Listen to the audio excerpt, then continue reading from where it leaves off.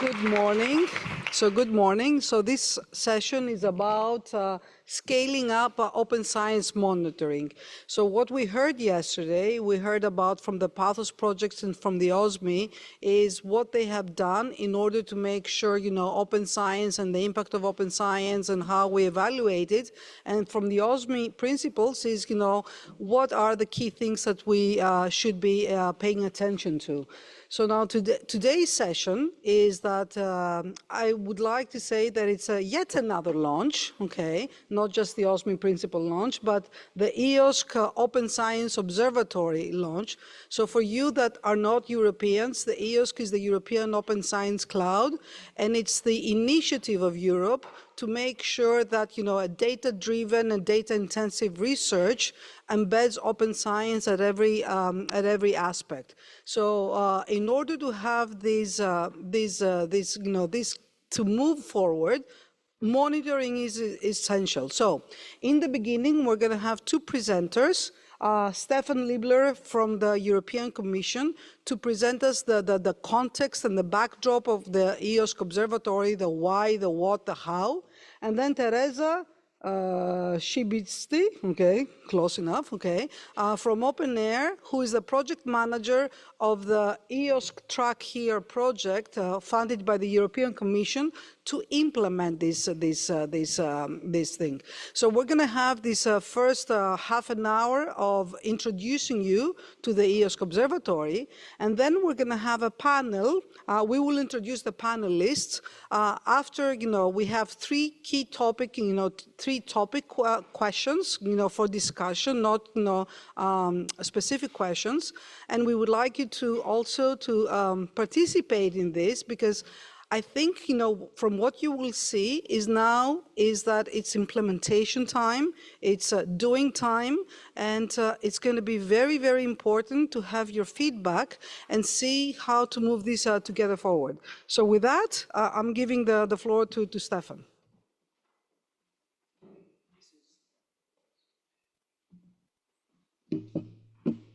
So thank you very much for the kind invitation to this inspiring event.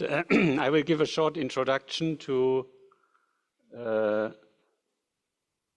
this we already had, to this session by first referring again shortly to open science and why we are doing open science monitoring, shortly also reflecting on the perspective from the European Commission before I then turn to what's the work that is done in the context of the EOSC steering board that also leads to the EOSC Open Science Observatory. So let me start again with open science, and I summarize it in one sentence. We had longer discussions yesterday already. Let me phrase it like that. Open science facilitates sharing and collaborations, thereby accelerating the discovery process, improving research quality, and making science more impactful and central to human and also societal development. For the European Commission, in order to turn open science into the modus operandi of research, this has two important aspects. One is improving the wide range of practices, and the other one is developing the corresponding enablers for it. And when I talk about practices and enablers, you find a non-exhaustive list here at the bottom of this slide. For practices, this means we shall improve on the early and open sharing on research, on providing immediate and unrestricted open access, on practicing research output management in line with the FAIR principles, and, for example, public engagement like citizen science. For what concerns the enablers, from the perspective of the Commission, it's about incentives and rewards to adopt open science practices, improving on the legislative and regulatory framework, and also incentivizing this through Horizon Europe provisions, and last but not least, to have open science infrastructures and skills. And one of them is the European Open Science Cloud. I will come back to that later, in which context also the Open Science Observatory is evolving, as well as, for example, Open Research Europe as a publishing platform. Now, why are we doing monitoring? And let me give three aspects that I consider of importance. The first one is we want to demonstrate the positive impact and the added value of open science, for example, to support policy making. This is a bit on compliance, if you want. The second, however, and this is equally important, is that we want to mutually learn from each other and also collaboratively improve the open science policy that are coming up, promoting equity and inclusion, and also improving the collaboration and innovation among the stakeholders. And last but not least, the third argument I want to give to you is accountability and transparency, because this is building public trust and at the end also improves scientific quality and verifying reproducibility. So these are three aspects, probably also non-exhaustive. We heard others yesterday as well. When you want to see where open science is enshrined in the policy agenda of the Commission, you can, for example, look into the European Research Area Policy Agenda from 2025 to 2027. This is a policy agenda that was adopted by the member states and the associated countries in May, so all of the countries stick to those. And you find therein 11 structural policies, which are a bit more long-term, and on the other hand, 8 ERA actions, which are new and to be completed within this policy agenda. And you can see that for both, on place number 1 is open science.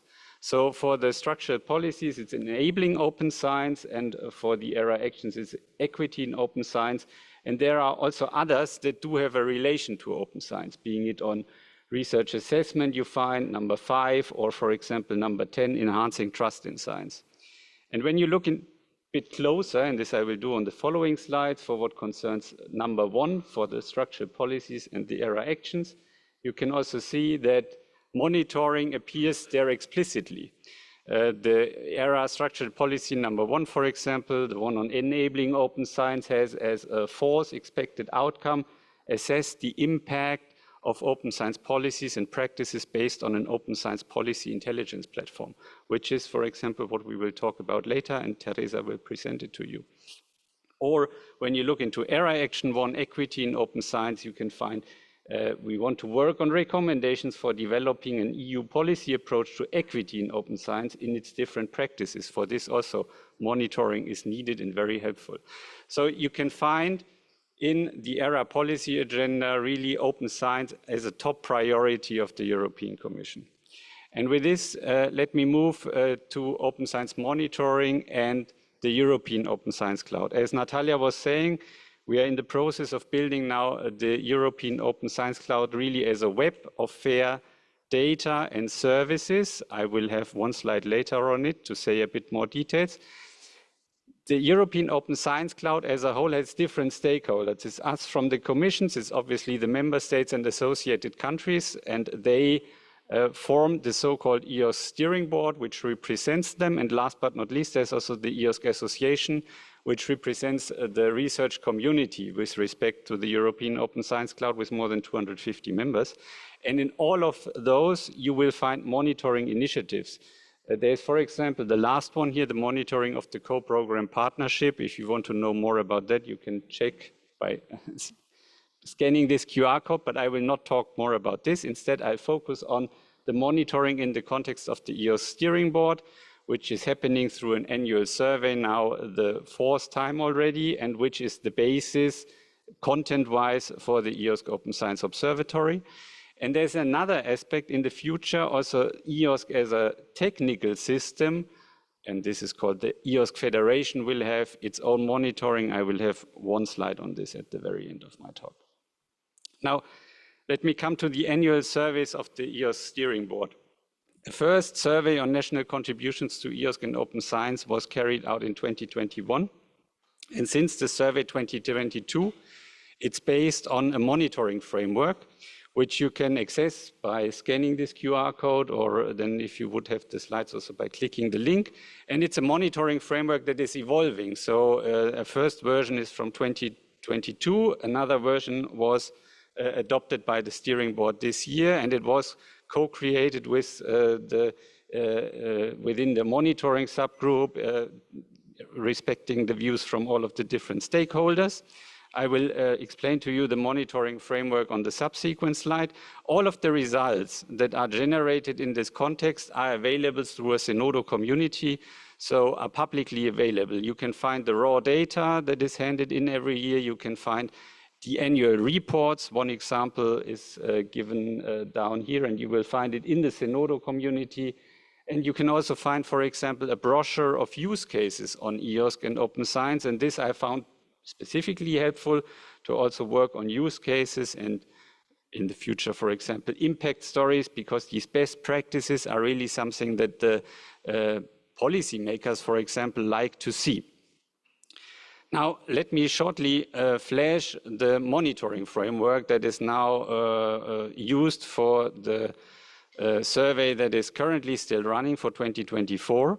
And you can see that this monitoring framework is split into 3 dimensions. You have policies, you have practices, and you have impact. And for all of these 3 dimensions, it's split into 8 different categories.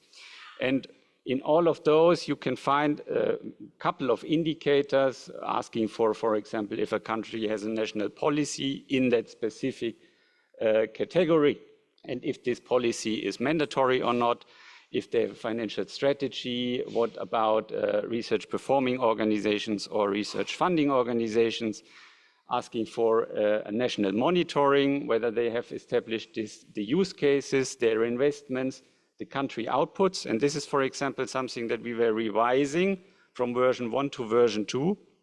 Also sticking to what was discussed yesterday, keep it modular. If you see that countries are not responding over 2 years to a certain indicator and a certain question, be open to revise it and think about why are they not responding. And for us, it turned out that we were asking the question at the wrong level, asking for full-time equivalence in certain projects at the ministerial level didn't really work out. So we didn't get answers, so we lifted that question to a different level. So we partially revised them in version 2. And impact, which is the most difficult of the categories, of the dimensions, was just added in version 2, now also in a more simplistic way, and this is also probably evolving further in the future. And these indicators are either populated through the answers of this annual survey, but also through external sources, e.g. harvested through the OpenAIRE graph, as well as trends and correlations, because if you do this survey, obviously, for the 2nd or 3rd time in a row, you can compare to a previous year. And this is the monitoring framework behind the annual surveys of the EOS steering board. And Teresa will then present to you how all of this is visualized in the EOSC Open Science Observatory that will be launched within this session. I just have one more slide, and this is the monitoring in the EOSC Federation. As I was trying to tell, we are now in the process of building the European Open Science Cloud, and this is happening with different so-called nodes. So imagine that the European Open Science Cloud will consist of various nodes. Think of the World Wide Web, where you have different web pages.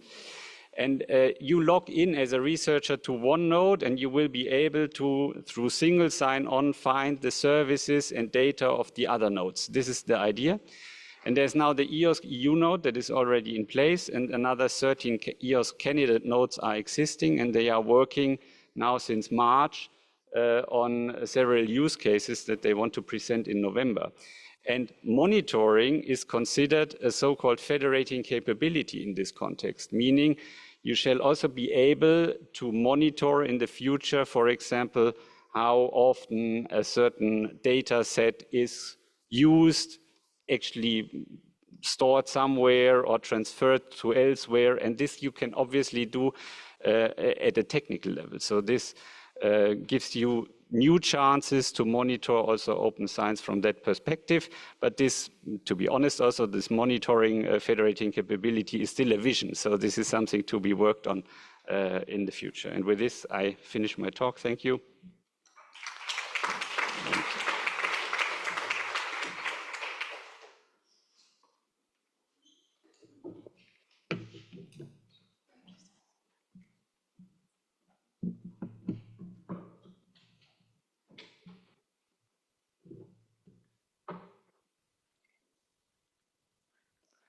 Good morning, everyone. I have the pleasure to be here with you today at UNESCO. It's an honor to follow up after Stefan's great overview of the broader open science policies and the monitoring agenda.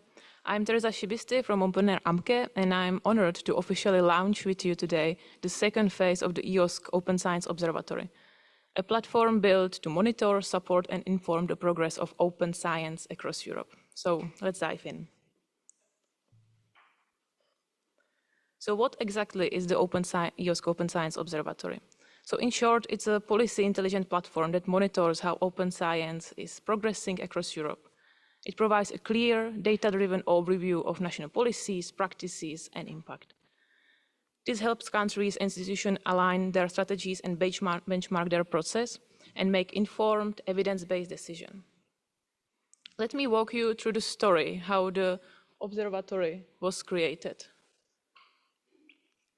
The foundations were laid during the EOSC Future project, where colleagues did an excellent job in initiating the monitoring on national progress and EOSC and open science implementation, as Stefan just mentioned, and they start supporting the EOSC Steering Board and European Commission in these efforts.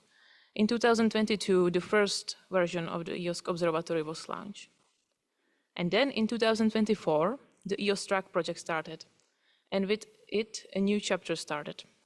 We began to working on what we call now the second phase of the EOSC Open Science Observatory. It's a rebranded, expanded platform that responds to the evolving needs of policymakers and the broader open science community. At the center of this transformation was a strong commitment to co-creation. We designed the platform with and for the community.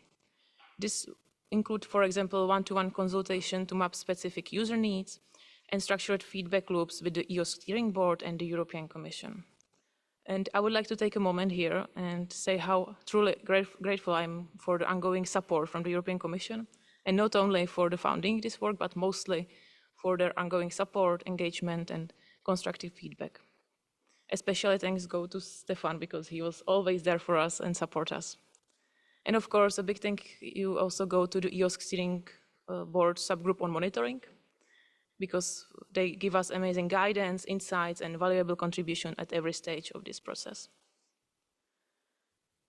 Next, we also make sure that we align with the broader open science monitoring landscape, including, for example, the OSME principles, which many of you saw launched yesterday.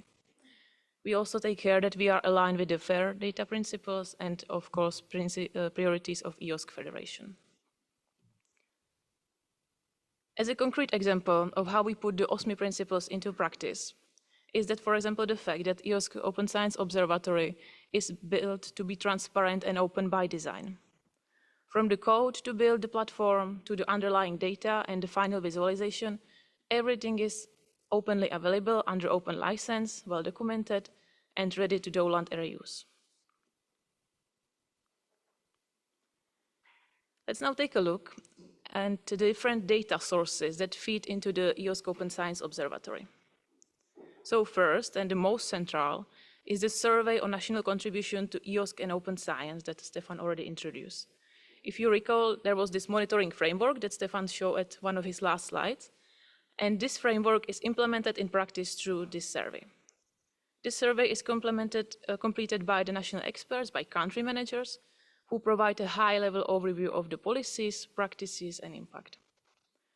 What is important to mention here that all these responses go through a multi-level validation process, including checks by the country managers, a quick check by the European Commission, and also by the members of the EOSC Track project, to ensure that only the validated data are shown in the observatory. The second key source is the OpenAIRE graph, one of the largest open scholarly knowledge graph in the world. OpenAIRE graph enables us to link the policies with the actual research outputs, including publication, datasets, softwares, etc. And what makes the OpenAIRE graph unique is not just the broad coverage, but also the data quality pipeline.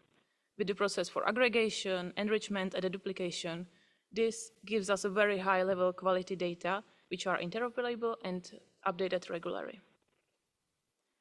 So far, I described the two quantitative data sources, the survey and the OpenAIRE graph. So let's now move for the more quantitative side. One particular rich data source is the country narratives The country narratives we are collecting through the OpenAIRE National Open Access Desk. We call them NOADs in short. And these are national experts from the open science communities who provide us with the detailed insights from each country. And this is a qualitative input which is very vital for us because it helps us understand what is happening in the country, but also why is it happening. And this context and the narratives is something which makes the information truly valuable. Another important source is the upcoming European Open Science Resource Registry. This registry will serve as a central hub for accessing full-text version of key documents, national strategies, national policies, and other related documents. And finally, to enrich the observatory even further, we also bring in the data from external sources. For example, we have data on R&D from the Eurostat, and we have also data on research assessment from COARE. Together, all these sources will help us to ensure that the observatory will provide a comprehensive, balanced, and evidence-based picture of the open science implementation across Europe. So let's now take a look at the structure of the EOSC Open Science Observatory. What is important to mention here is that observatory has two phases. At one side, we have the data management area. That's an internal layer, which is a place where the data are collected, validated, and managed. And on the other side, we have a public dashboard, and that part is open and accessible to everyone. It includes the visual interface of the observatory, and today we're going to talk about this public dashboard. And now, dear colleagues, I'm happy to present to you the EOSC Open Science Observatory, the platform itself. What you can see here at the homepage of the dashboard is the homepage of the observatory. From the very beginning, we aim to have a simple, clean, and user-friendly design, something that would make exploring open science not only intuitive, but also enjoyable. The homepage is structured around main entry points, as you can see on the screen. For example, you can explore the open science by area, look over the trends, or check the section on investment and policies.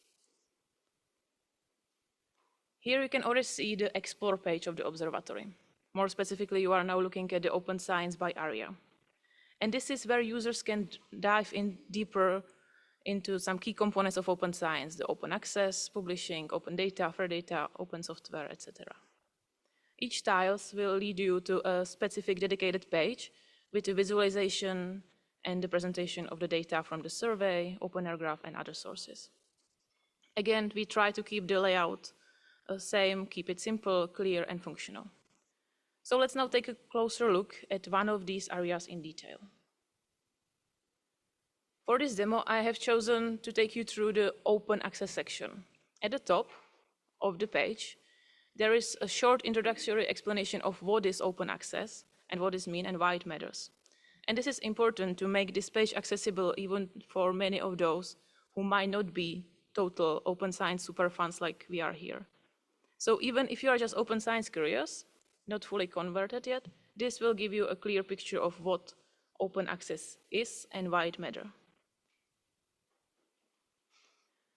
Just below that, we can see a set of key indicators, a general overview of open access publishing. Here you can, for example, see the share of publications that are open access, the percentage of countries with open access policies, financial investment made, and so on.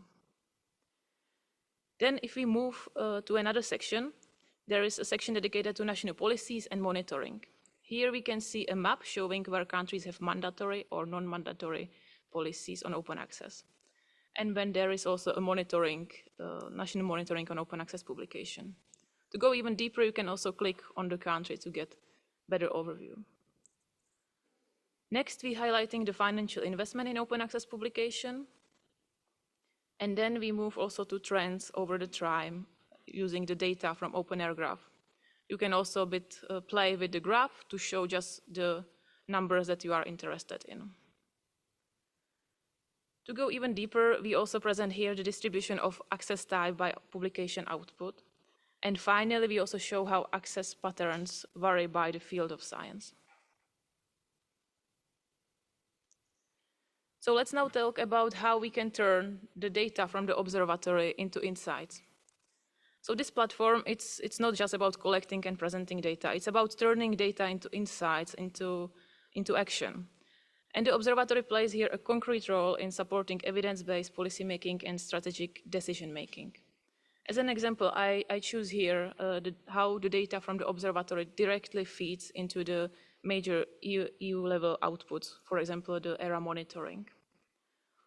Also, if you would like to learn more insights on the data from the survey, you are welcome to check the survey analysis that we did as a part of EOSC project, where you can get better insights on the survey data.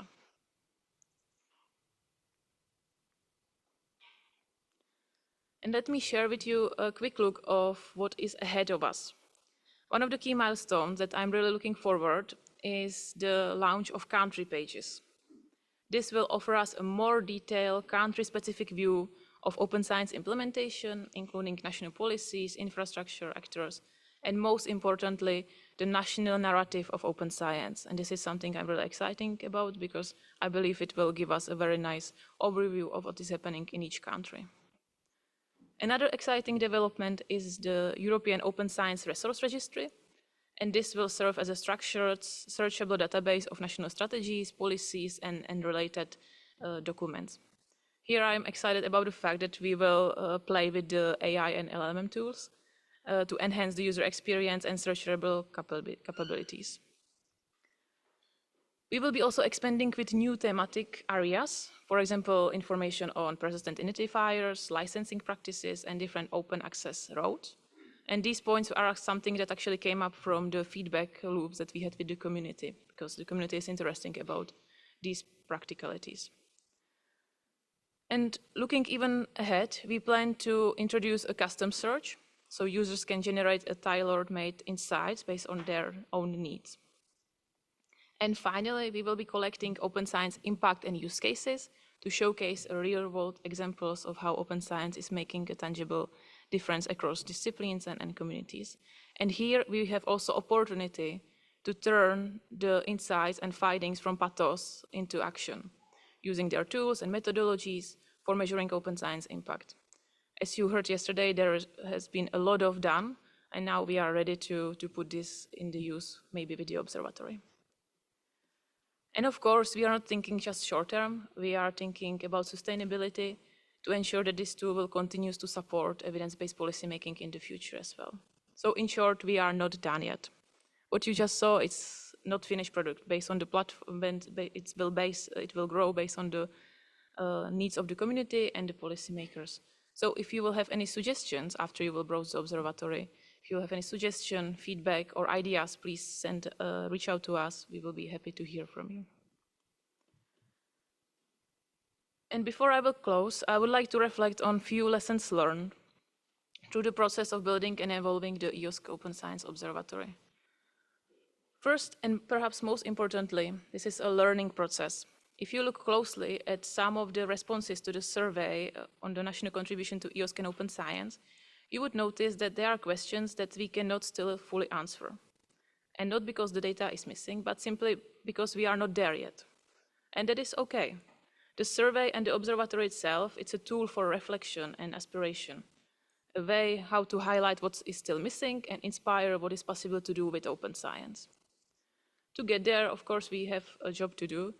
One essential piece of the things that we need to focus is developing a shared definition, because different countries interpret key terms differently, and without a common language, the data collection and comparability is limited. So alignment on the definition is one of the key priorities. We also learned that targeted supports make a real difference. Things like EOSC Survey Cafe, the possibility to have an expert available for a consultation, all of this help improve the participation in the survey, and more importantly, it improved the quality of data submitted. Another success has been the stakeholder engagement, bringing the national experts and policymakers into the design of the observatory and into the revision of the monitoring framework itself. I think it made a very big difference for the whole platform, and it made the platform far more aligned with the community needs. We also saw that the visualization are very important. because we have a lot of complex, sometimes messy data, and to make them clear and visual, it's something that makes the observatory really helpful for stakeholders, how they can easily turn the data into action. And finally, perhaps most importantly, monitoring frameworks must remain adaptable. Monitoring should never become a box-ticking exercise. It should never be about ranking. It should stay responsive, reflected, and rooted in the needs of community. Monitoring should be there to inspire and to inform, not to enforce compliance. Well, I believe that this walkthrough has given you a better sense of what EOSC Open Science Observatory is, and more importantly, what it can do to support you in open science monitoring. I'm warmly inviting you to explore the platform yourself. You can do it on the eoscobservatory.eu, or you can also scan the QR code and go straight to it. Just one practical tip, we have a mobile version available, but I recommend you to use a desktop browser to check it, because that's where you will get the full experience. And before I wrap up, I would like to take a moment here and thank to the real heroes behind the scenes. First, I would like to thank to Garrett, yeah, because he turned many of our ideas and ambitions into a solid monitoring framework, and for constantly reminding us that the monitoring isn't just about ticking the boxes, but it's about learning and improving. And one special huge thanks go to Stefania and her team.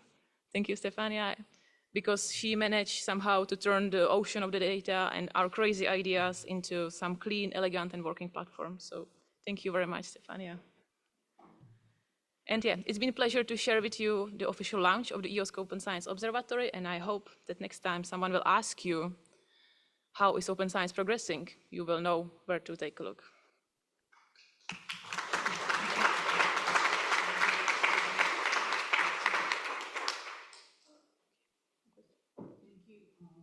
Thank you, Teresa. Maybe before we go to the panel, we get a couple of questions. Joanna has something to say?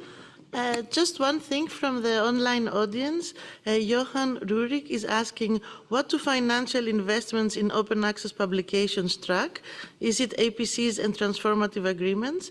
And do they also track investment in Diamond Open Access? And what is the plan for that? Thank you. I'm not sure if Teresa or Gareth have the question, but I think this is something that it's one of the questions in the surveys, and member state representatives respond to that. So it's something, with the guidelines that we tell them, what is included. So I'm not sure I have the answer now, but there are guidelines on what they should be responding. So hopefully, we will make sure that this is shown in the graph. But I think this is one question that shows is that we really need to work on the how, on the information and the survey. Okay. So any other questions before we go to the panel? Okay, maybe Bianca, we can start and then. Okay.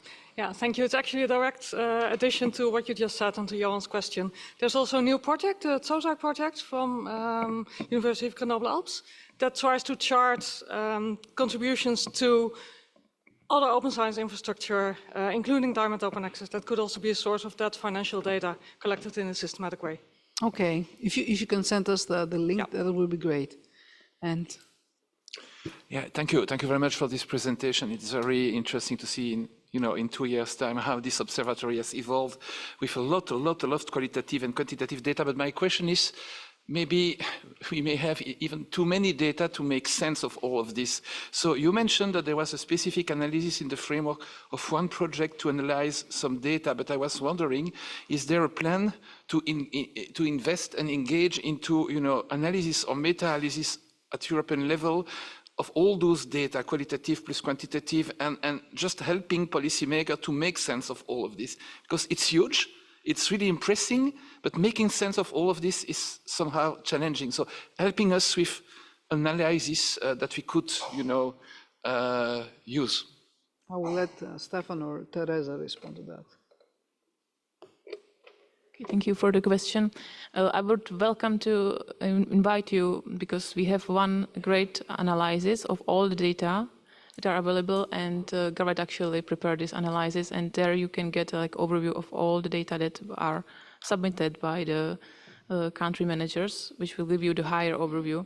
And of course, all the data are also presented in the observatory. So it depends if you are like curious on the high level picture of specific areas, or if you want to just get a general overview of what is happening in Europe. I think that you should be able to find the answers in the observatory or in the annual analysis report.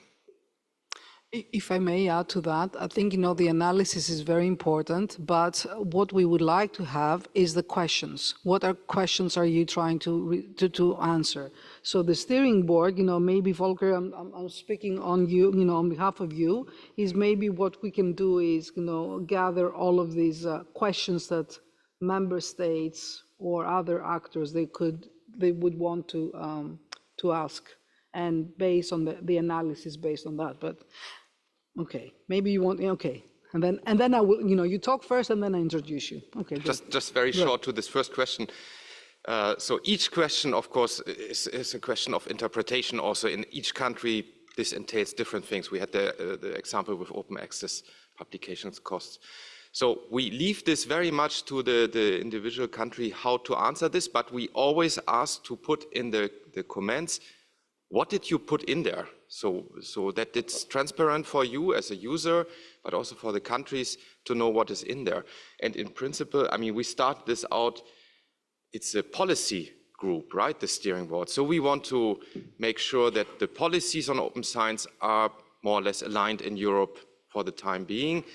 So this is also in order to trigger discussions in our ministries, because in many countries there are a lot of different colleagues involved in open science, and we have to make sure that we align this and that we know what is in there. And for example, if you now see, well, but we have a policy on X or Y in our country and it's not listed there, then you can give this as a feedback. So it's really more about the process than about the final data for me as a country representative here. Okay. Okay, so with this, now we're going into the panel discussion. Okay, let me introduce, in addition to our presenters, I will start with Eric, and I hope that I will pronounce your last name well, Jean Girard. Okay, my French is excellent.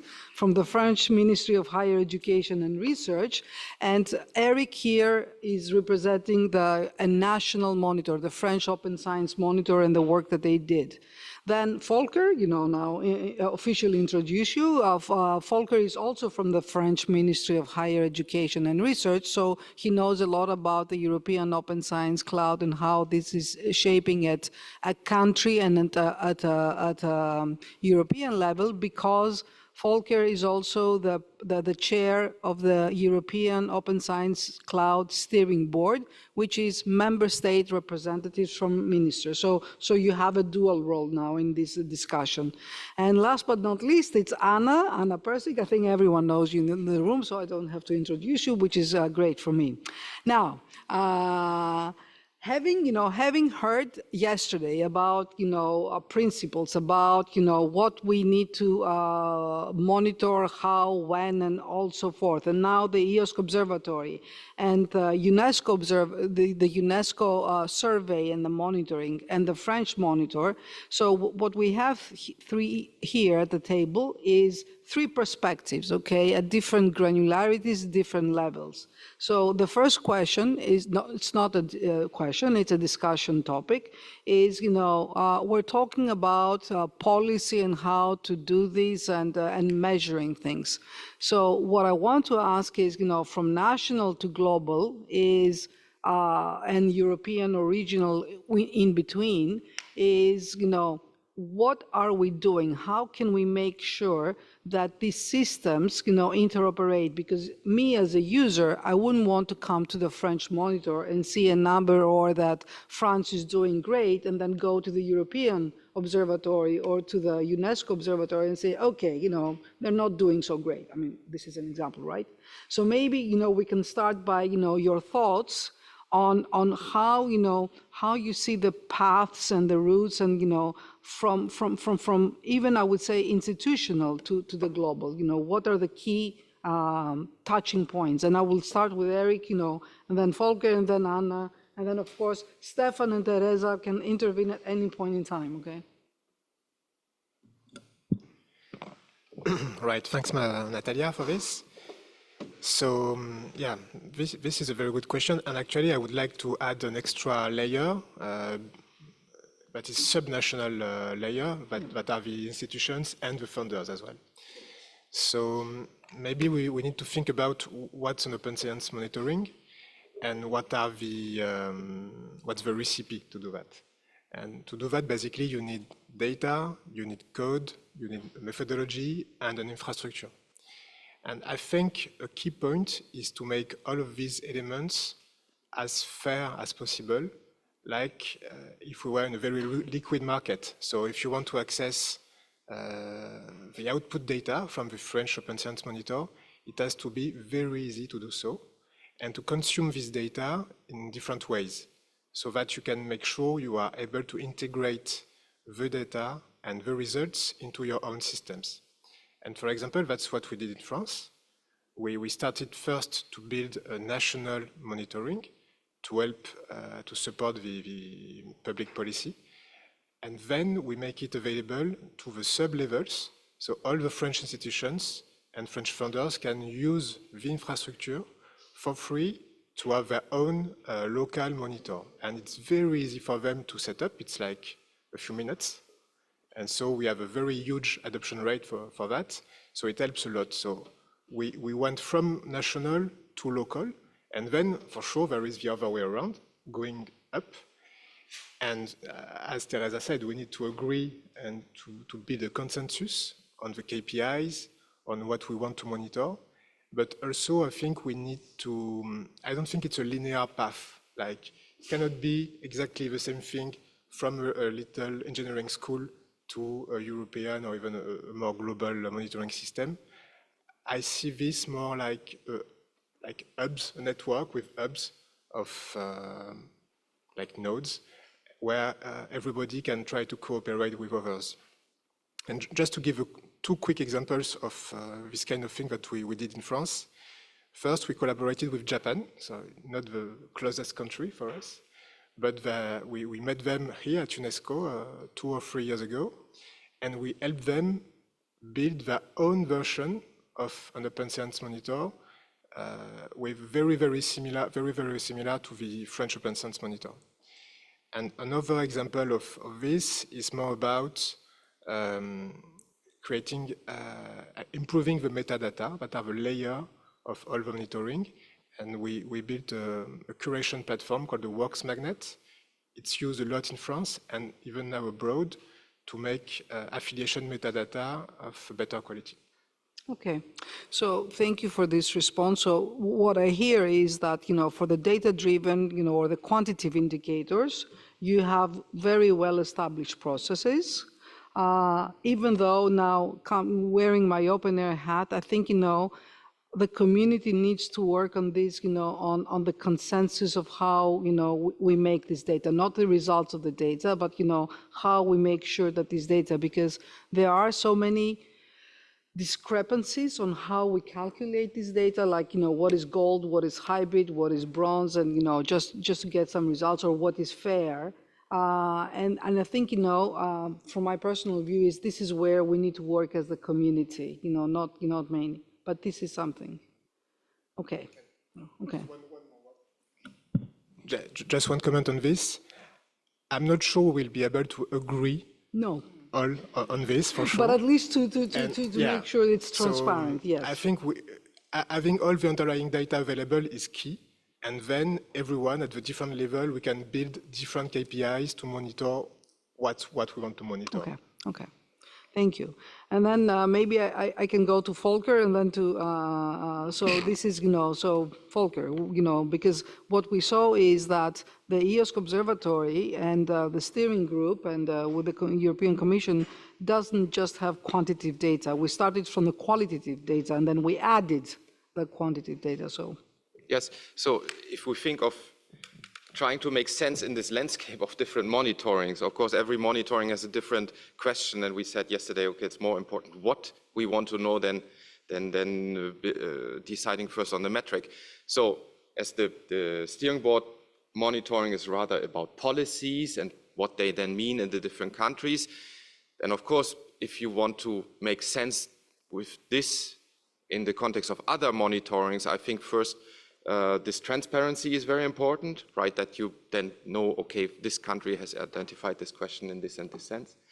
And then it's very important for me, at the European level and representing the countries, not to ask any question twice, or at least not to get a different answer, which means not ask in different contexts the same question.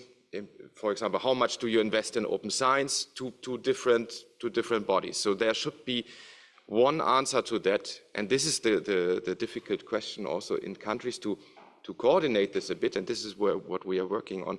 But what I think we set out and said, okay, we want to reduce the number of monitorings because it was already a complex landscape. Now we have 3 monitorings on the EOSC side, so we kind of failed in this context. So what I would like to see, I mean, when we work together between institutional, national, European, international, global approaches, that we work like in the OSMI context, that we have some guidelines and that we try to make sure, okay, not let's do things twice and let's see, okay, this approach works well and these are the questions I want to answer. So I have already the answer here, I don't have to do this again. So, but this of course is complex because we have so many monitorings already ongoing. And this, I think, is the strength here of UNESCO, to be able to communicate what is done already, and then to, not to say how you have to do this, but perhaps to point out this is already done and you don't have to do this again. Okay, so now that you mentioned UNESCO, Anna, what is the approach that you're following?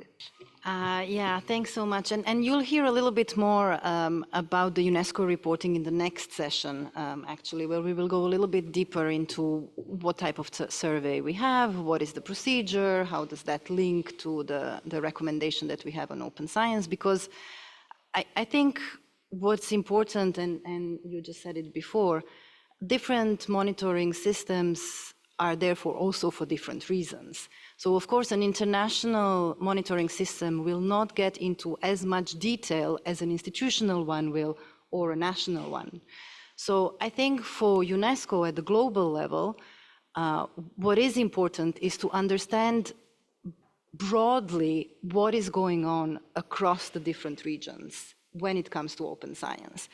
To have an idea of where countries are with regards to their policies, to their capacities, to their investment, without necessarily going too much into detail, which those details can then be kind of sorted out at the regional or national level, and we kind of collect that information that is there to put it in the broader picture.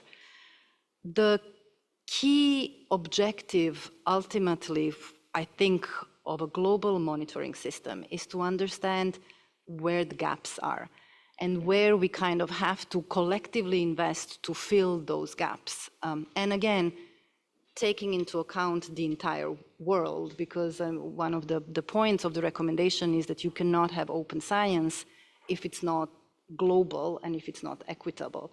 So what we will try to do, and this is just the first time we did the survey with countries, is to try to understand how these principles of equity, of inclusion, of diversity, collective benefit, how is that reflected in the answers that we receive? So it's kind of a higher level of monitoring of open science that we are aspiring to. Of course, there are some structural things that maybe, or technical, that we do have to think about, and some principles, hence the OSMI principles, which will also be very useful, of course, in the UNESCO context, but also a little bit of an alignment on definitions, on stakeholders, on who is responding, because it is true, I mean, sometimes we have different bodies that respond to us as opposed to at the national level or local level. So we just have to see that, you know, those kind of focal points in a way talk to each other. the surveys that more or less are aligned, and we try to do that with the EOSC survey when we did our survey. But I think what is really important, and I really like that in the second version of the observatory, are these narratives. So these narratives is something that we would really like to learn from your context, because at the end of the day, as I said, at the international level, we need those narratives. We need to understand what's going on. We need to understand, is it going in the right direction kind of globally and more broadly? Okay. So I want to come to Stefan, okay, because, I heard a lot equity in open science. To be honest, I understand equity in science. I'm not sure I understand equity in open science, because you said, this is what we want to measure, this is what we want to monitor. How do you understand that? Because this is the era, it's one of the era priorities, right? No, you're right. This is one of the ERA priorities. It's actually one of the ones that shall be addressed within the 3 years. And it's among the different countries to work on a really equity. But actually, Okay. Maybe Anna, because you said equity, equitable open science. What exactly do we mean? Because I'm pressing this question is because sometimes is that is when we're building the monitors and open science monitoring of open science. We need to be clear on what we're asking. It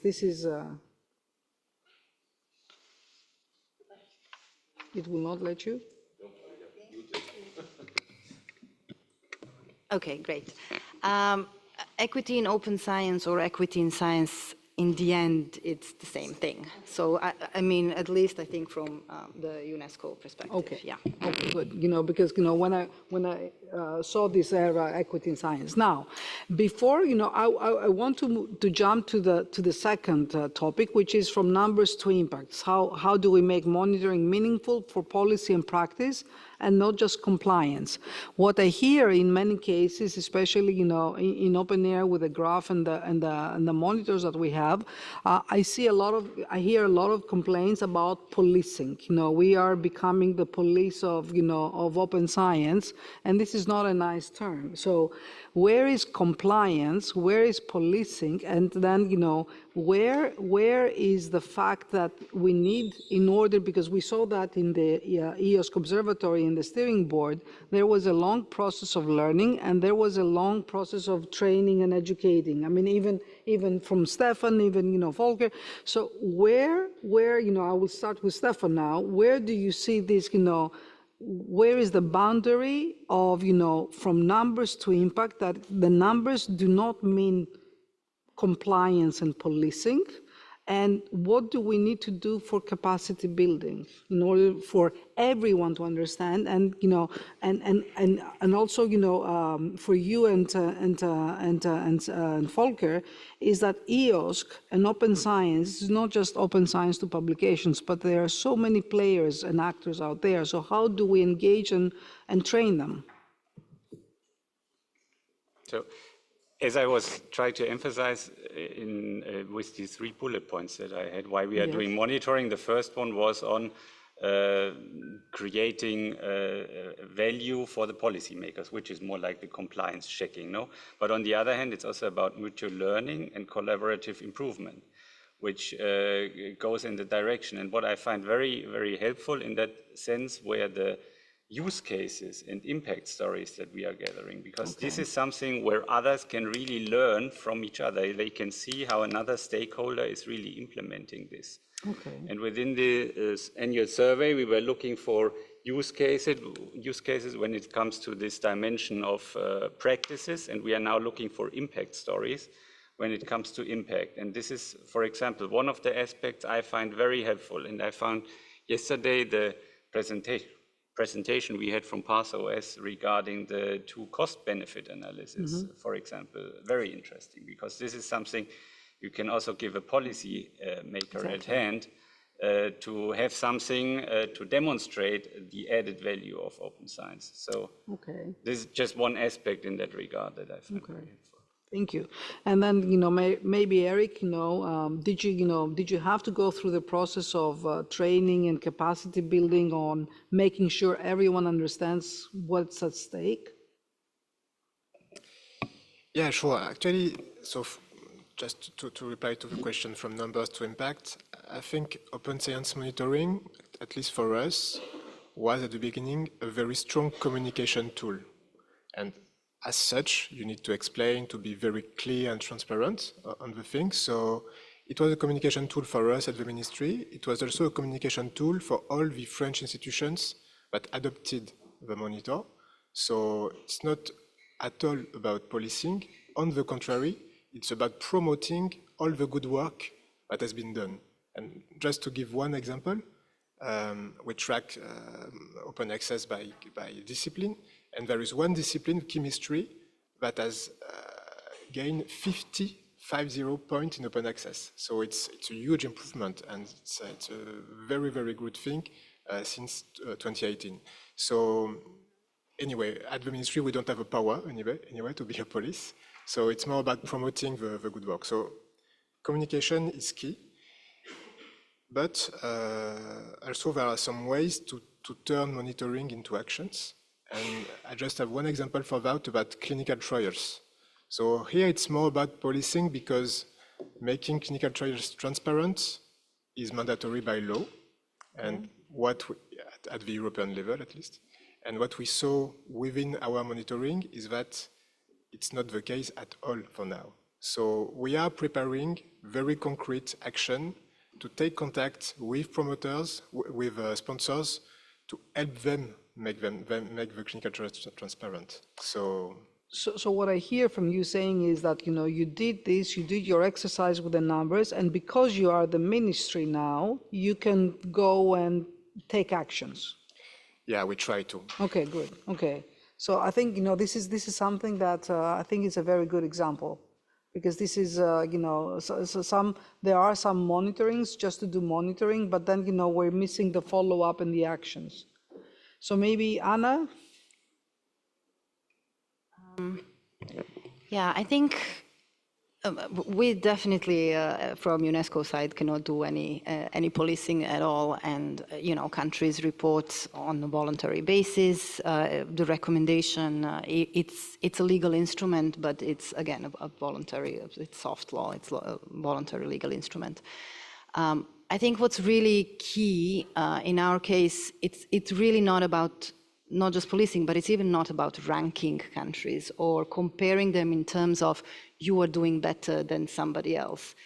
It's really just giving a place where people can learn from each other, as Stefan was saying as well. And I think this is really important for countries, and this is what they are looking in these kind of monitoring exercises more and more. It's not to be compared and fear whether or not they're going to be, placed where they're going to be placed in the ranking, but how they can learn from each other. Another important point is that what we've seen with the monitoring of the recommendation, the process is as important as the report in the end. I mean, the report, it is what it is. It's the first time that people are doing it, so it might even, the quality is maybe not at 100%.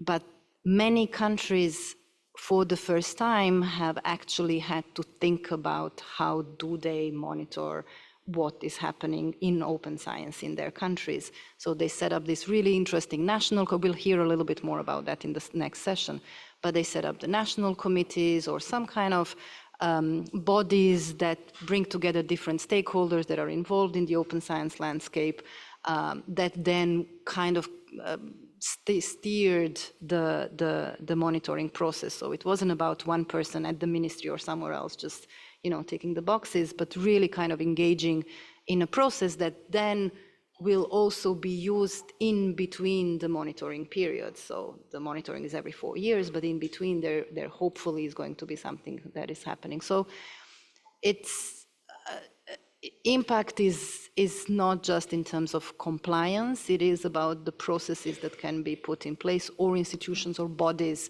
that can be put in place to also kind of care for open science in different countries. Are you monitoring, how many countries are putting these bodies in Yeah, place? that was one of Okay. our questions, actually, and that was one of the things that we insisted the most when we were preparing countries and doing trainings for the monitoring.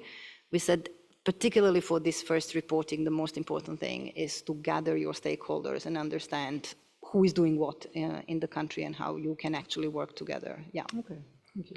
Volker, from your experience from 2 years, and I have to say, Volker, together with Stefan and before Thomas, they have been instrumental in pushing the EOSC Observatory. Well, in this sense, I mean, we say we don't want to do policing, but we want to do pushing a bit, Yes. right? Of course, pushing if you for look engagement. you look at the monitoring, if you do this national level, then you look, I mean, of course you look, how is your country doing? But we said we want to identify gaps. Yes. So, of course, and then you might reflect on this and say, well, I don't have a policy, or I don't have an action plan, or I don't have an impact in this area. Should I do something about it? I think if we call this policing, then I'm fine with that. But it's in principle, it's nudging, I would say. And I think this is a very important part of this monitoring exercise. At the same time, I would always like to stress, we are looking at indicators. You can never map the whole open science questions, everything. This should stay at indicator level, saying, okay, this might show some aspect of open science, but it's never the whole story. So if one country or one institution doesn't look good in a certain indicator, doesn't mean that they are doing bad. It might mean that this indicator is not well adapted to what they are doing, etc. So I think we always have this tendency here that we want to measure everything and we want to have a number on everything. I think that's neither realistic nor it's what we should aim for.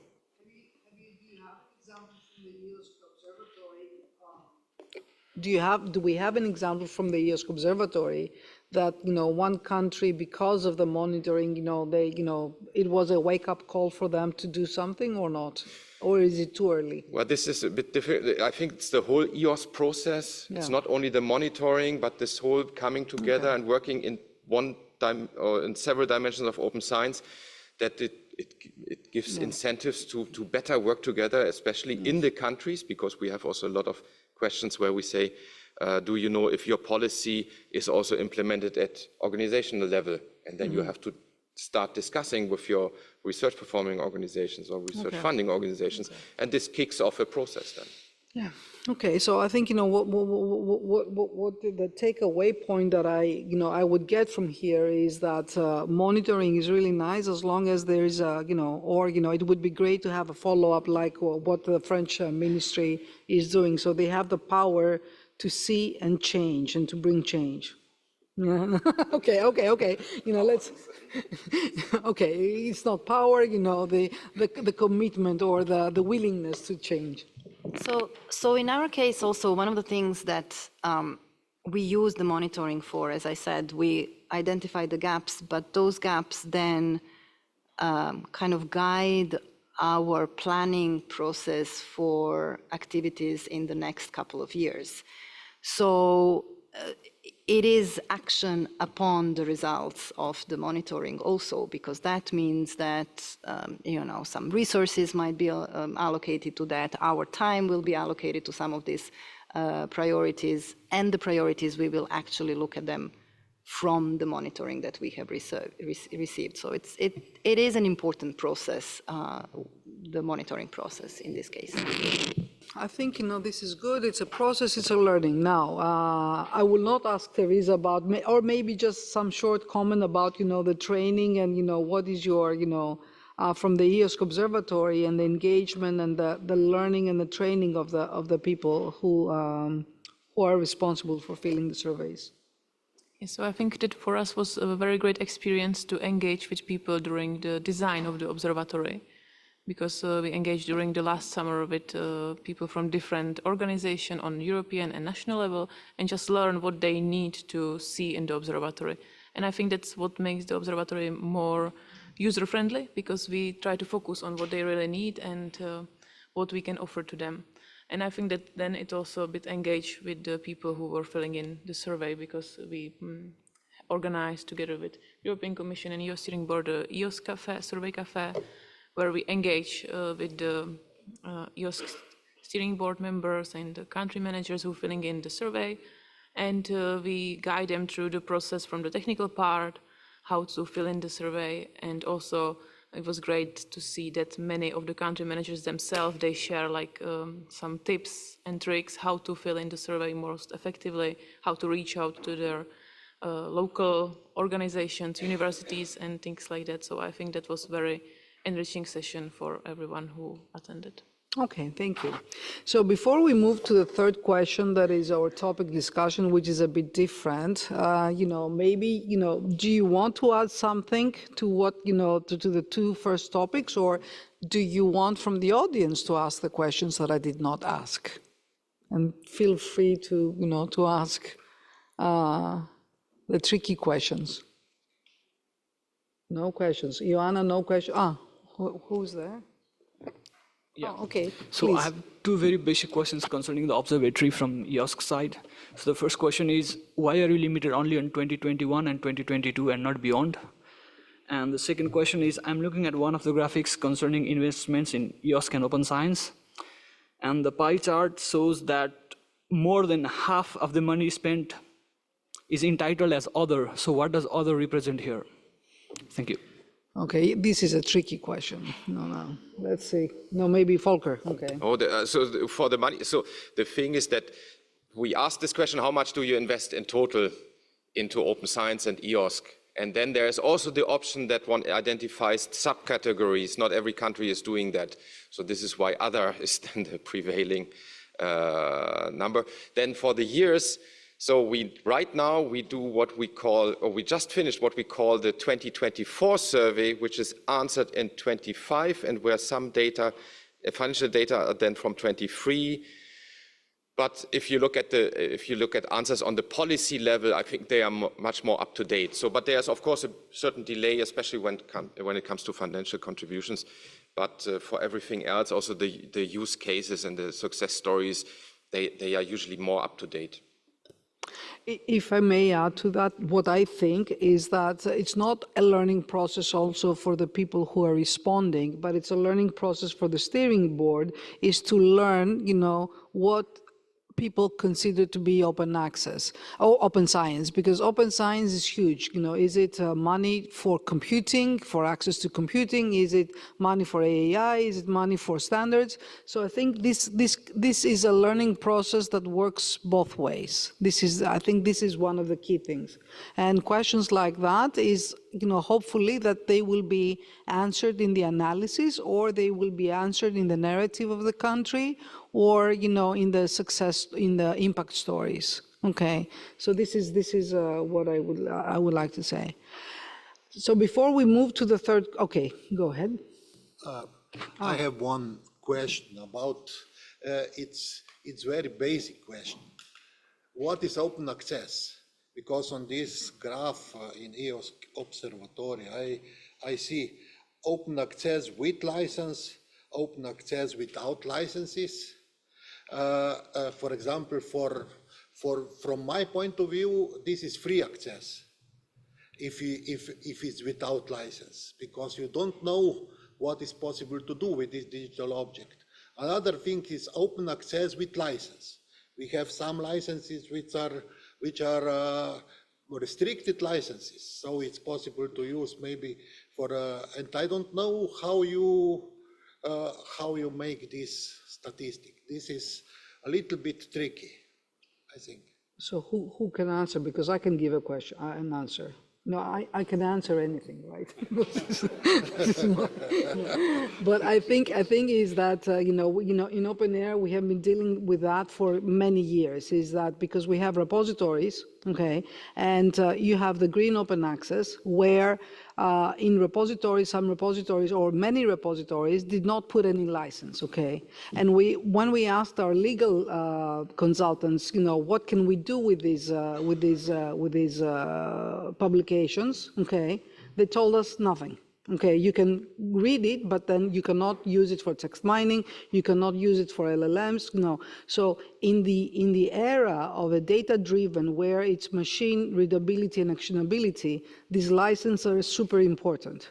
Just to give you now, we are in one European French-led project called LLMs for EU. So we're building a science case, a fine-tuned model for LLMs.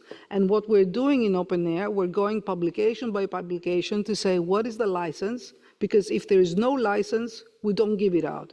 So for a policy perspective, they need to know the countries. If there are no license, they should go back to have a policy on universities or national infrastructure to say, no, in 2025, you cannot go, you cannot move on without a license, because no license means no access. Also, another thing is publication. For example, you have peer-reviewed publications and you have preprints.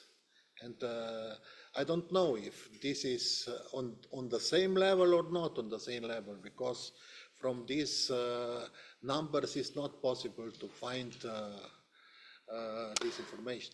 This answer I do not know, okay? So maybe Eric or Teresa?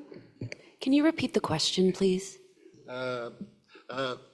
We have publication, and we have two types of publications: peer-reviewed publication and preprints. Yes. For example, in green access, you have possibilities to. From my point of view, preprint is not a real publication. It's only, how I say, it's only a document which is not reviewed. So this is from my point of view. What I can say is that there are going to be very many points of view, okay? So this is your point of view, and we're going to have many points of views, because a preprint can be a preprint, and then it can be published, okay? So you have, the preprint and the postprint and everything. So, I will let maybe Joanna wanted to respond, or maybe from the panels, but I think it's a very technical question, and I would like to keep the discussion in more high level. Just a little word on that. I agree with you that there are tons of technical details that we may not agree on. And so I just came back to my first point. We need to be 100% transparent on what we do. Exactly. And if you want to compute other KPIs, you can, because you have access to the underlying data. If you want to exclude preprints, please go. If you want to include them, same thing. So again, the important thing is the transparency and the fairness of the data. And then agreeing about KPIs, it will depend on actually what's your point of monitoring, what action you want to take after that. There was a question back there. Thank you. I have a question regarding open access. Well, there's European scientific output published in open access in Latin American Diamond Open Access journals. From our numbers, around 20% of the open access papers published in Latin American journals come from European researchers. I think it's very important for monitoring to include this contribution, the contribution of non-commercial publications, particularly the ones that are located in the Global South, that are providing a service for the European research community with no fees for authors or for readers. This scientific output has always gone unnoticed. But with open science, I believe it should no longer be invisible. So the services and benefits provided by non-commercial publishers are fairly recognized and actually rewarded. This contribution works more as a subsidy from other regions like Latin America, whose institutions are sustaining Diamond Open Access and that are supporting publishing of European scientific output. So my question is, are you planning in your monitoring strategies to include this information? Who should know? Yes. Okay, thank you for your answer.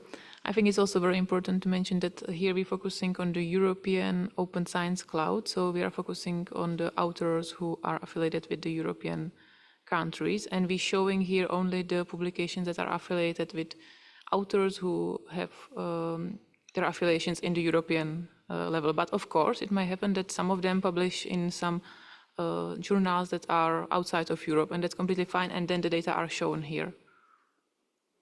maybe if the French monitor, what is your, Eric? Yeah, it's a very important topic, and somehow it also comes to more technical details about PIDs and metadata availability. So it's a question about bibliodiversity and making the metadata available somewhere so that it's easy to consume, and make sure you do not count twice or 3 times or 4 times the same publication. So for that, we need to rely on some big open metadata infrastructure, and quite a few, OpenAIRE for sure, Crossref, OpenLX, and so on. So question is for those aggregators to make sure that the bibliodiversity is really a thing and not just words. And that's also a big point to make a differentiation with the classical proprietary data sources, where for sure diversity and inclusion is much less important. Okay, so I hope it has responded, but also we are waiting now for the European Diamond Hub, Open Access Hub to take place and put all of this in action. And let me say that there is an EOSC project called Craft.OA, which is going to give us a lot of the services around the data. So stay tuned. This is what I would say. Tony has a question. Thanks for the very interesting discussion. I just wanted to ask about, just to go back to the purpose of the EOSC Observatory. So as I was aware of it, but in my understanding beforehand, it was to track progress towards implementation of the EOSC. But looking at what's being collected, it looks like it's broader and just generally tracking uptake of open science in Europe. And the reason I ask is, are we now saying that the EOSC is overlaps one-to-one with open science? Because I don't think the understanding of open science amongst the EOSC is the same as, for example, what I presented yesterday. So if on the EOSC Association website, it says that it's about the uptake and sharing and reuse of fair outputs. But again, this only goes to one aspect and ignores the transparency aspects and also the participatory aspects of open science. So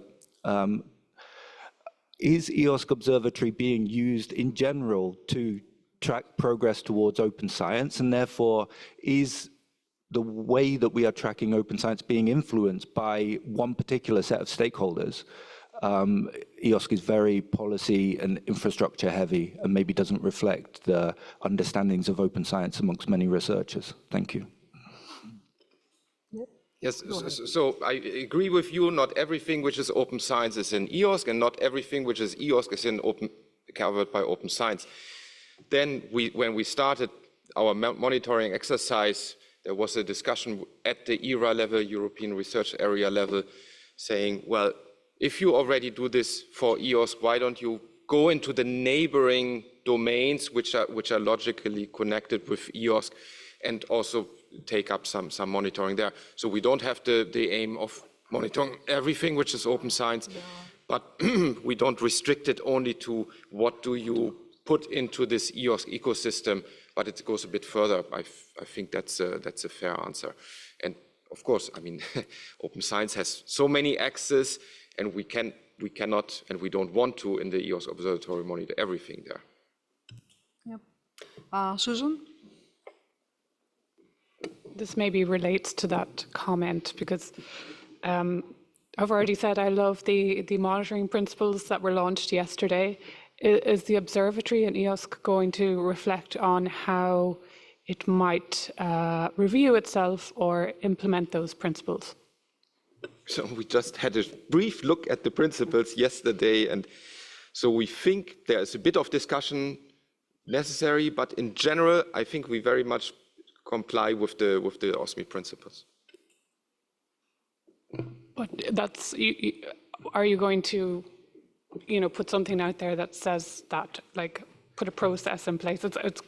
I know it's good to have that discussion, but in terms of trust building, I think an exercise is maybe warranted. It is all out there. Everything is in order, deliverables, surveys, responses, anonymized. Everything is out there. So I think, when I was reading the principles is that usually in infrastructures or in services, we have the audit mechanisms. The key thing here is who's going to do the audit. So we have everything in place for somebody to do the audit. I'm not sure if we're going to do auditing ourselves, right? So this is, for me, it's a tricky question because, when I saw the OSMI principles yesterday is that it was audit, self-assessment and audit, but who's going to do the audit? Because if it's self-assessment, we can do like the POSI principle and say check, check, check, yes, or, maybe. But but there is another question. Unless somebody wants to respond to, no, please. Ismail Raffles, Leiden University. I really like that the way EOSC actually has broadened the remit.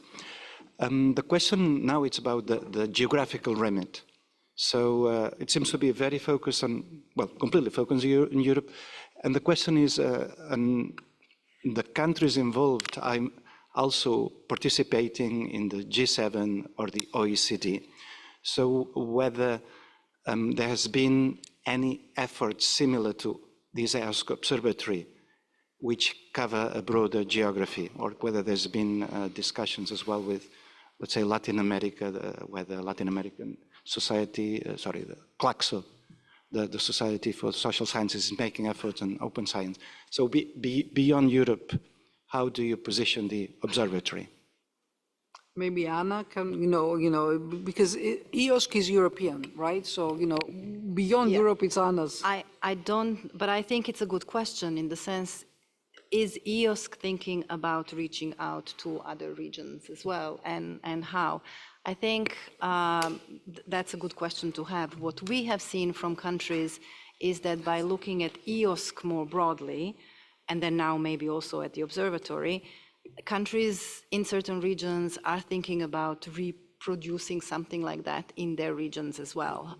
And in that sense, what UNESCO might do is just a bridge between the communities and, again, this learning process across the field. I know that there is discussions about an Arab open access cloud that has been, open science cloud that has been around for a while. In Africa, there is the African Open Science Platform, which is also trying to figure out if observatory kind of function would be a function of that. So there is definitely learning to be done. And I think it would be important talking about equity, particularly for European, for EOSC, for the observatory to also think beyond the borders of Europe, because again, open science goes beyond those borders. Okay, Eloy was first for long ago. I'm sorry, Eloy. Yeah, because it was on the topic of equity, and that's why I raised my hand again. And again, this is sometimes is really technical details, but sometimes the devil of inequity is on the technical details. For instance, the question of PIDs and building tools that depend on paid PIDs might be a problem in some regions like Africa or Latin America. So having monitoring tools that rely only on DOIs, for instance, is not building something that is equitable and inclusive. So this is, of course, this is a detail, but this is something that we really need to take into consideration if we want to do something global. Because in some countries, in some areas, they are trying to build PIDs. I think, of course, PIDs are absolutely necessary, but there are other PIDs like ARCs or other that don't imply payments that might be a challenge in some regions. Luis, but then, just if I can add to that, is that the value of the European, not the value, is that why the EOSC Observatory is because there is a strong push from the European Commission. The European Commission is the leverage behind it. So if you have other regions that they have such a leverage that are able to bring the community together. I mean, they have spent millions, hundreds of millions in EOSC, so it's a leverage and it's a push. So this is, think about the communities around the world that they could have such a leverage. Luis? Thanks. I just wanted to pick up on Eloy and Ismail's comments.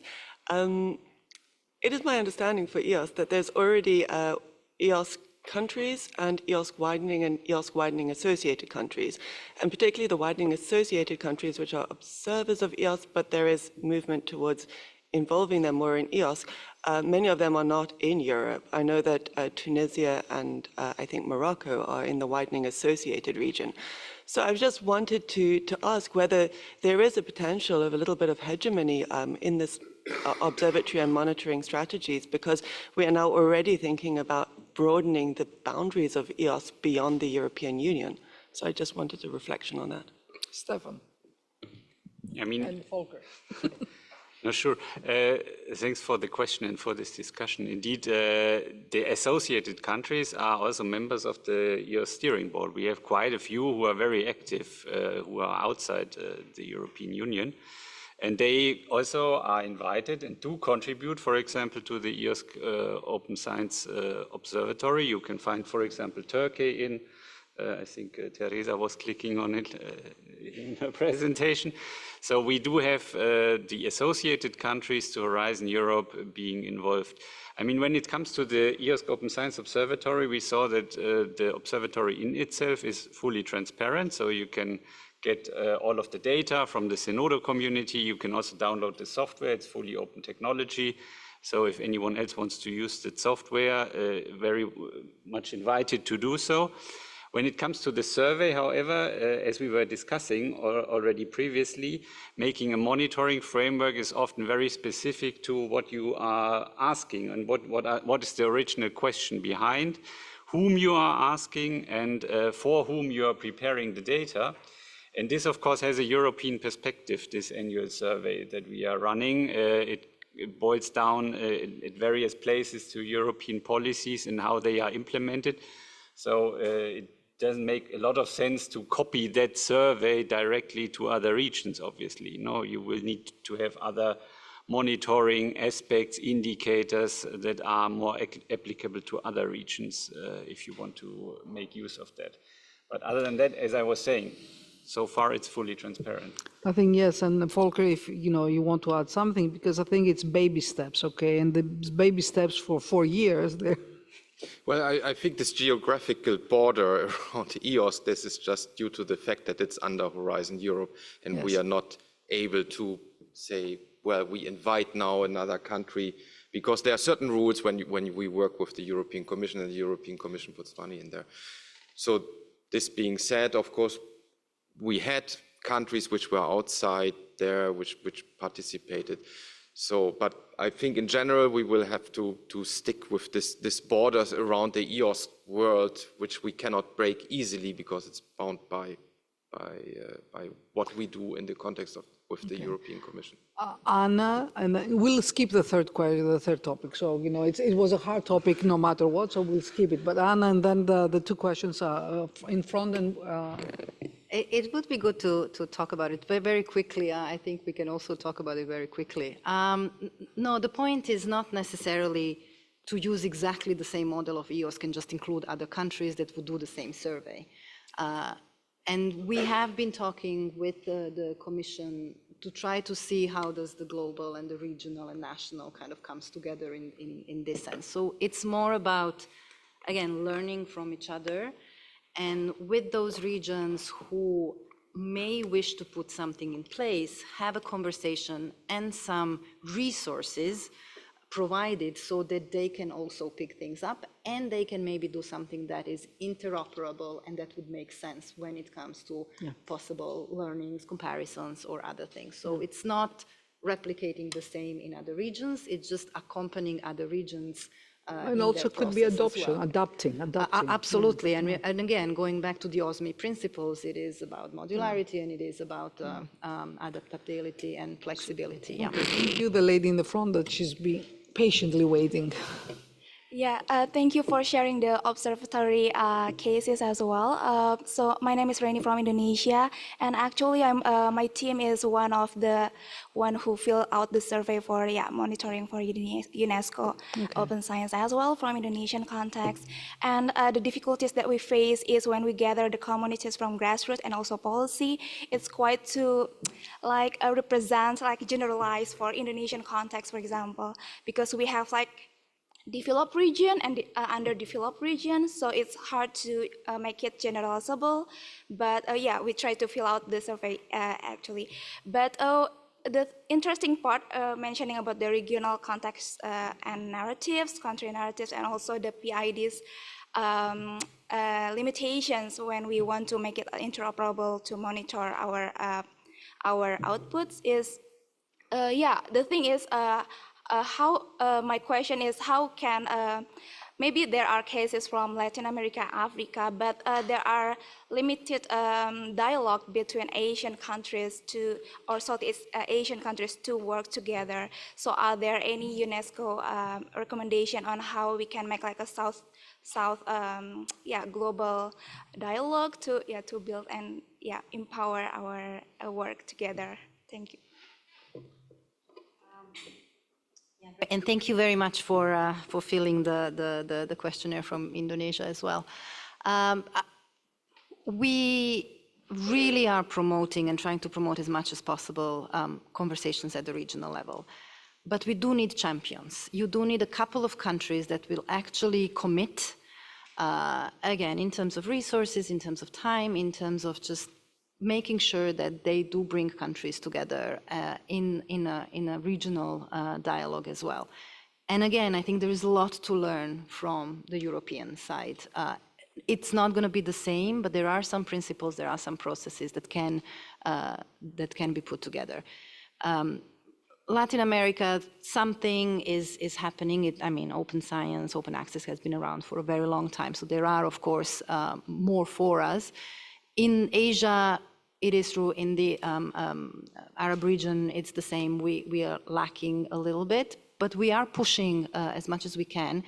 And we are getting some countries that are starting to show some interest, but we have to see if they really are willing to. It's an investment. It really is an investment also to kind of push for the regional coordination and dialogue, and it's definitely something to work on together then with the assistance of UNESCO or other institutions that might be relevant in the regions as well. So, yeah. Okay. Gentleman in the front, and I think that's the last question, okay? No more hands, please. It's just a comment. I think there is a quick way to upscale this observatory to beyond Europe, because you already have the data, like Teresa mentioned, you are defining open access publications in Europe based on the author affiliations, right? So you have the metadata, and the metadata will include authors from rest of the world, right? So it's very easy for you to report on like how many publications in Europe are in collaboration with China, with US. So this is a quick way to demonstrate the contributions from the rest of the world. And you have the data, so I think it's quite easy to do that. And this can improve the relevance of this observatory to the rest of the world.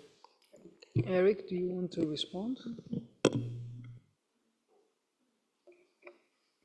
Well, just a quick comment. I think it's not that easy because we don't have all that data. Like if we talk about DOI, Crossref DOI and now DataSite DOIs are kind of standard. But still, in Japan, it's another agency, it's JALC DOIs. In Korea, it's again other DOIs. So all these metadata are not yet in a big data lake for now. So it's ongoing work. And again, like we said previously with Latin America especially, DOIs are not enough. ARCs for sure, plus many other PIDs. For example, in France, we use AL IDs, very French specific, but very important for us. So it's not that easy if you want to have high quality monitoring. I think the key response here is that countries, either regions or countries, they should have the infrastructure. We know in China this is happening. We know in Japan. We know in Korea. We know, all the countries that is happening. So this is, it's important. It's, okay. And then Joanna is kicking us out. We had a very nice topic on, okay, maybe we need to think about the next one, because I want to say the question, Joanna, sorry, is that, okay, don't look at me like that, is that, okay, we're monitoring open science, okay, but, for many of you, you know that on the table, on the agenda of policy, is about security, is about secure sharing, it's about, quality and all of these things. So what we see is that, maybe some of the frameworks, the current frameworks, are not touching on this, okay? So what we're doing now in open science monitoring is maybe we're monitoring a big aspect, but, we should be ready for the future. So, this is something that I just want to put on the table because it's coming, and then we could have a very nice conversation about it, but we cannot. We could have. Thank you. Thank you so much.